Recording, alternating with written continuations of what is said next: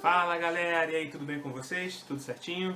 Bom, eu me chamo Leandro Queiroz, sou professor de arte aqui na rede municipal da prefeitura de Guapimirim.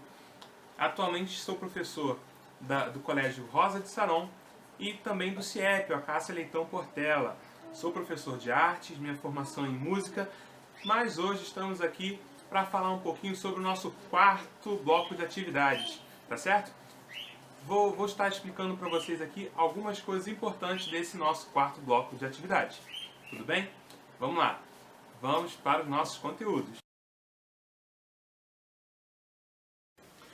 O primeiro tema que vamos falar é sobre o surrealismo. O surrealismo foi um movimento artístico que se iniciou na França a partir das ideias do criador da psicanálise, o Freud, no início do século XX, mais precisamente em 1924. O marco oficial da criação desse movimento foi o lançamento do Manifesto Surrealista, escrito em outubro de 1924 por André Breton. Este documento tinha o propósito de criar uma expressão artística acessível através do resgate das expressões, das emoções.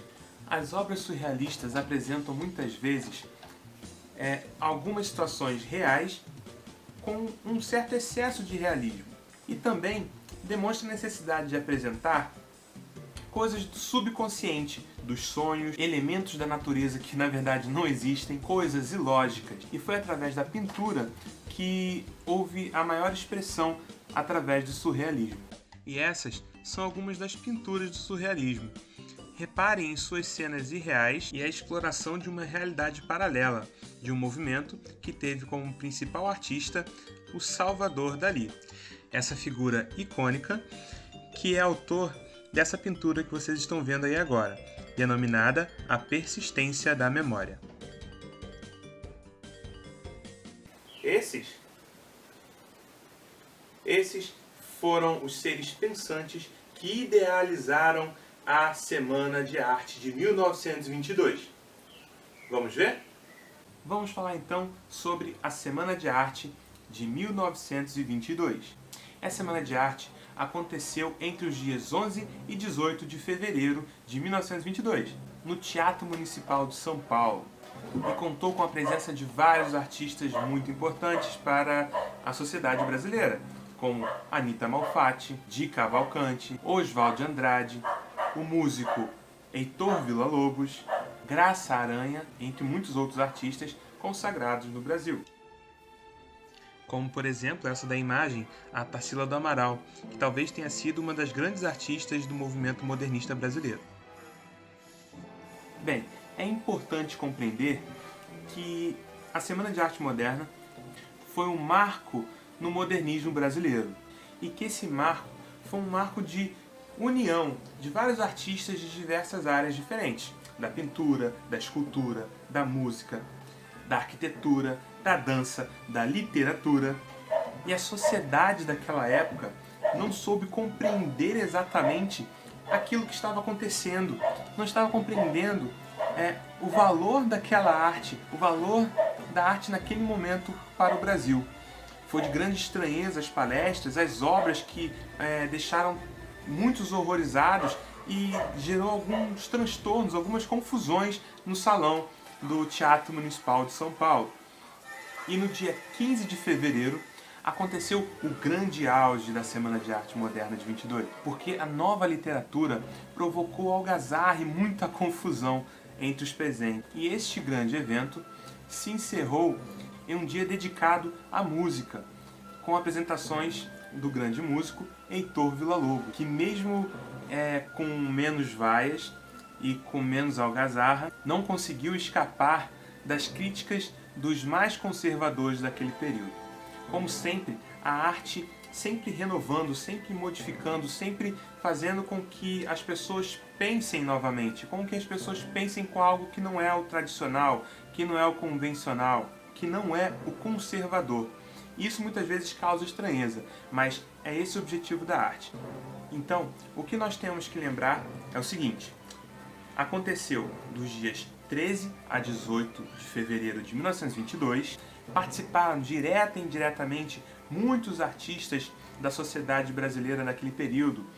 Os nomes nós já citamos, estão aí na apostila de vocês. O grande auge aconteceu durante o dia 15 de fevereiro, em que se destaca a palestra do Mário de Andrade, e o evento se encerrou com uma apresentação musical no repertório inspirado por Heitor Villa-Lobos, o maestro.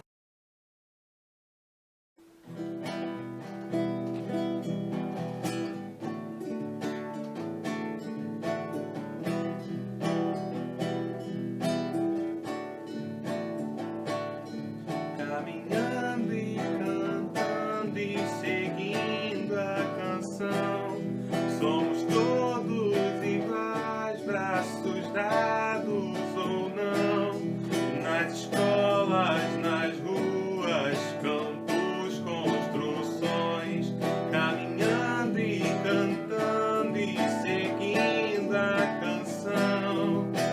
Vem, vamos embora, que esperar não é saber. Quem sabe faz a hora, não espera acontecer. Vem, vamos embora, que esperar não é saber. Quem sabe faz a hora, não espera acontecer. Ah, essa música é um marco no estilo MPB. Essa música se chama Para Não Dizer Que Não Falei das Flores e foi composta por um grande compositor brasileiro chamado Geraldo Vandré. Vamos acompanhar essa história? A história da MPB. A MPB é um gênero musical brasileiro.